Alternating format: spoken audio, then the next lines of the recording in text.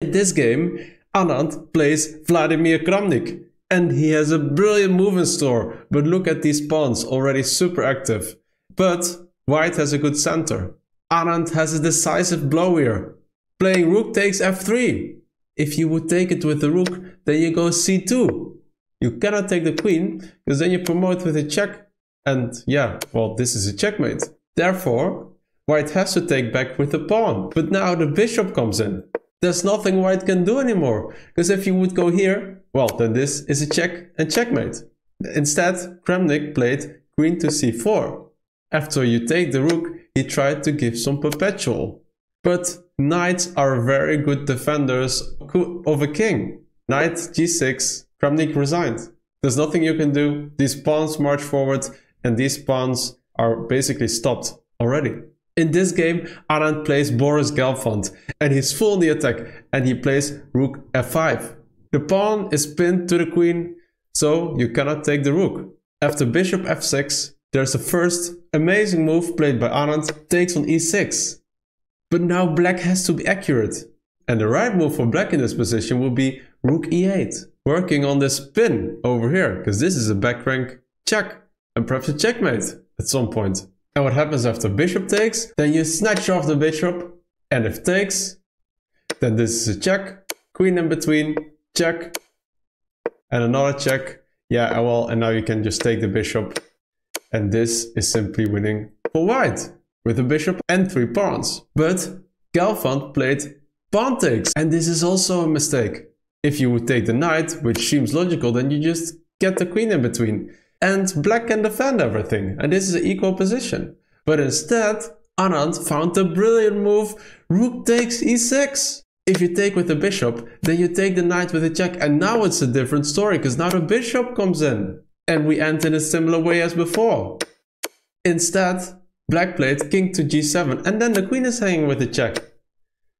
Yeah, and this is a better position for white. Anand won this game. Here Anand plays Caruana, and with the last move f6, the whole position is about to blow up. So here Anand takes the pawn. But this pawn is hanging, and that's what Caruana saw. He took the pawn, but now there's a check and another check. And you have to take the bishop. But you cannot promote now. But this diagonal is open, so that's what Anand saw. He gives a check on c3. Here the best move would have been queen to e5 with a ridiculous sequence of moves. In this position you do not take the queen, but you take the rook. And when your queen is taken, then you slide in the rook. And you cannot take, because then this is the queen. And you win. So instead, you give a check, rook in between, you take a pawn, and then you promote. You trade the queens, and then you are still a exchange up in this position. Instead, Caruana played rook to e5, and that gave room to the next brilliancy. Queen d4. What a move! Well, you basically get rid of the defender, and now you promote, and this is a checkmate. So you cannot take the queen. Instead, Fabiano played queen to g5, protecting the rook, because it's also being attacked, right? But now there's another brilliant move, rook to c5, right?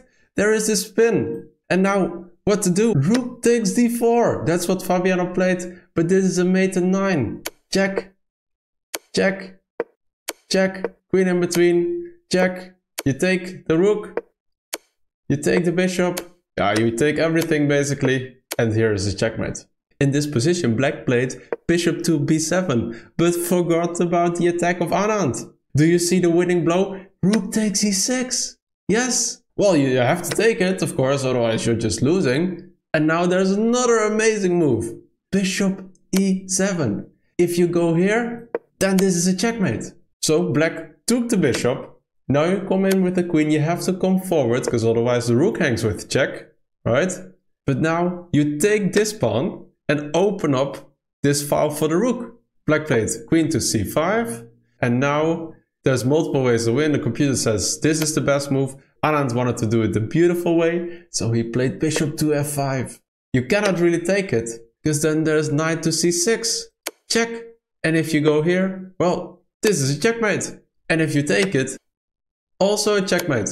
So black played queen to e5, but now it's simply game over with a strong pin. Check, check, and you win the queen. And white is 2 pawns up, and the king is in the open. So winning for white. Here black played the move knight to d7, but Anand plays the winning move. Rook takes f7, the pawn is hanging. Well, you basically have to take it, but an alternative move could have been this, but then you put your bishop here, you pin the knight to the queen, and you cannot put the bishop in between because it's also pinned, right? And if you would take it, then there's a check here, the king goes back, and then this rook is hanging. Bishop f8, and then you can simply take here, and the rook comes in, and this is winning. So if you take the rook, then the queen comes in with a check. After king g8, you win the rook. So black played king to f8, but now the other rook comes in. Now you put in between the knight. Another way of defense, but this is not good enough. Because you can simply take the knight. When you take it back, then there is another brilliancy in this position. Knight to b5. Attacking the queen, but more importantly also bringing the bishop into the game via this diagonal. So when you take it back for the other knight, the queen has to move, but instead of taking the knight first, you prevent the king from going here. So you take the pawn. And after queen to e7, there is another brilliant move in this position. Like, we already had 20 brilliant moves in this position. Rook takes f6. If you take with a pawn, this is a checkmate. If you take with the queen, well, then there's bishop c5. Check. King has to come forward, and then the knight comes in. Check. And this is a mate in 8. In this position, black forgot about his defenses and should have played g6, but played rook to d8. But now there's a very nice Greek gift. Bishop takes on h7. You take it with the king. And then there's two moves equally good, but Anand went for g3. If you take it, well, then the rook is simply hanging and you're already in exchange up. And if you go back, well, then your queen goes to h3. If you decide to take the pawn, then your rook hangs. And there's a check here, winning this rook. So instead, black played knight to f6. Simply take it, but now black decided to take the g6 pawn, but f takes g7 is simply winning, because if you take, well, then there's a check here, winning, and the best move would have been to take the knight. Yeah, and this is simply game over, of course. Here, black is quite active, right? The queen, the knight, the bishop is in a very unorthodox place. After the move knight to d5, Anand decides to sacrifice the rook with f3, trying to box in this bishop and win it. If you would take the rook, then you take it back. But how is this bishop gonna escape? It is not. The best move would have been bishop a3. And if you take it, there's a check here. And then king to f2, winning this bishop. That's what black saw and played the move bishop to b4, trying to put more pressure on this knight, which is now double pinned. King to f2, you take the knight, you take it back, and then you take the knight with the queen. You slide the rook to the side, and when you take the pawn, the file is open, you take the pawn, and after rook d8, just leave the bishop where it is. You play the move h3, and when you take it back, there's another brilliancy. Bishop g6, Anand sacrifices his queen. Because if you take, well, then there's a deadly move here. Check. You cannot take it, so you have to go here, and then the bishop comes in. Well, and this is a checkmate. So instead, black played the move knight to e7. Now you trade, you try to exchange the rooks, you do, and now you slide back your bishop. And of course, eventually, you will take this bishop, because they cannot escape. In this position, Anand played the brilliant move bishop to b6. You cannot take it, because then the rook goes here, and your rook is pinned. And if you decide to take the rook, well, you take it back and you're gonna promote. So after knight e3 check, the king goes forward, black brings in the queen. There's another brilliant move for Anand here in this position. Rook to c8. If you take the bishop now, well, then there's a check here. After king f5, you take the pawn. And yeah, these are gonna promote, of course. So here, black played the move king f5, but then you win the pawn. Yeah, and this is simply game over and winning for Anand with these amazing pawns. In this position, Anand plays Kayakin and plays a brilliant move, knight to c7, threatening to bring in the knight. And if this knight is gone, then there will be a checkmate on a1. So this is a tense situation for white. So white decides to take the knight, the only move. Then you slide in the rook as another brilliant move. Your bishop is hanging, Anand, your bishop is hanging. Well, you can take the rook, but then, you know, then you're a queen against a bishop and rook down. So you take the bishop, but now knight to c4. Where does this knight go? If it moves, then this is a checkmate. You shouldn't do anything about it. And here, Kayakin plays the move g6. You simply take it, and now you take the knight. And although 2 bishops down, the king is in a mating net, and Anand went on to win this game. In this position, Anand plays 3 brilliant moves in one go against Levon Aronian, one of the best players in the world at that time.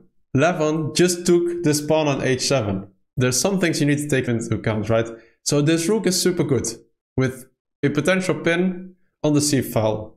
This bishop is strong, the queen can come in, and that's what Anand saw. That's why he played the move knight g4, sacrificing his rook. Well, if you take it, then it's a checkmate in 11. You just take the pawn, king goes here, and then your queen comes in, and there's nothing white can do. This is a lost position. h3 would have been the best move here, but Levon played the move f4. And now you take the pawn on d4. You take it back, and then there's another brilliant move. And this is one is hard to spot. Bishop c5. What? What is this? What is this? Just giving up your bishop. Well, if you take it, then you have knight takes c5. Look at this pin. Look at the queen coming in. Because here, if you take the rook, then you take the bishop. You cannot take it back, of course, because it's guarded. And after h3, white is still somewhat in the game. But he has to play very precise. Instead, Aronian played the move bishop to e2. But now there's another brilliancy. Knight d to e5, protecting this knight. Again, if you would take, then this is a check, and this will be a checkmate in 6. And this is a smothered mate. This is the most beautiful mate there is on this planet, right? So what if you take the knight? You still take this pawn. So Levon took on g4, but now you have a nice in-between move. You take the pawn with a check, the king has to go aside, you take the bishop.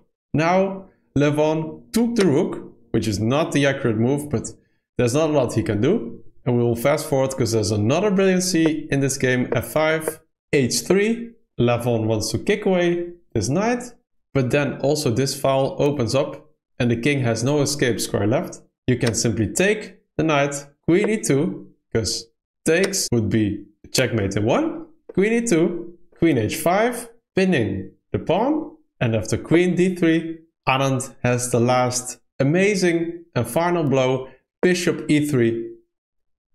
If you take it, well, then this pawn is pinned, so this pawn is hanging, and this is a checkmate.